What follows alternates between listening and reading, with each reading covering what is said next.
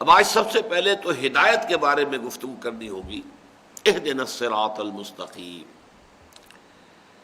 ہدایت در حقیقت صحیح سمت اور صحیح رخ پر زندگی گزارنے کا نام ہے.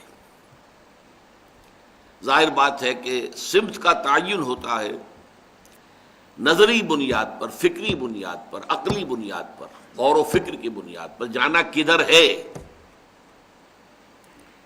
اہدنا الصراط، اور اس ہدایت کے بے شمار مراتب اور مراحل ہیں.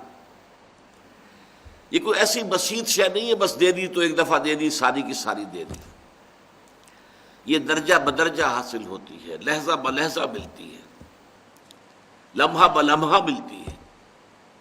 ہر قدم کے بعد اگلے قدم پر ہدایت کی ضرورت ہے، اس کے بعد اس سے اگلے قدم پر پھر ہدایت کی ضرورت ہے. قرآن مجید میں سورہ محمد صلی اللہ علیہ وسلم میں فرمایا والذین اہتدوا زادہم ھدی وآتاہم تقواہم. جو لوگ ہدایت پر آ گئے اللہ نے ان کی ہدایت میں اضافہ کر دیا.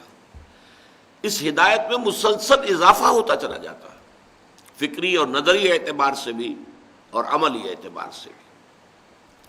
چنانچہ ہدایت یہ بھی ہے جیسے کہ آپ سے کوئی شخص، اگر کوئی اجنبی آپ کی آبادی میں آیا ہے، کوئی پتہ پوچھ رہا ہے، ایک تو یہ کہ آپ نے اسے بتا دیا فلاں جگہ پر ہے یہ مقام، جو ہے جو مکان تم تلاش کر رہے ہو یا جو جگہ یا دفتر،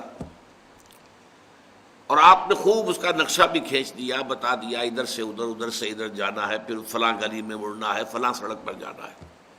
یہ بھی ہدایت کا ایک مرحلہ ہے، اس کو بھی ہدایت کہیں گے. یہ بھی ایک رہنمائی ہے. ایک رہنمائی یہ ہے کہ آپ اس کے ساتھ چل پڑے اور اسے منزل تک پہنچا دیا. یہ ہے تکمیل ہدایت. اسی لیے جب اہل جنت جنت میں داخل ہوں گے تو ان کے زبانوں پر جو ترانہ جاری ہوگا الحمدللہ الذی ہدانا لہذا وما کنا لنہتدی لولا ان ہدانا اللہ.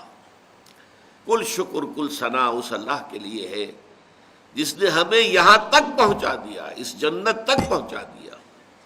ہدایت کا وہ تکمیلی مرحلہ ہدانا لہذا، یہاں تک ہمیں پہنچا دیا.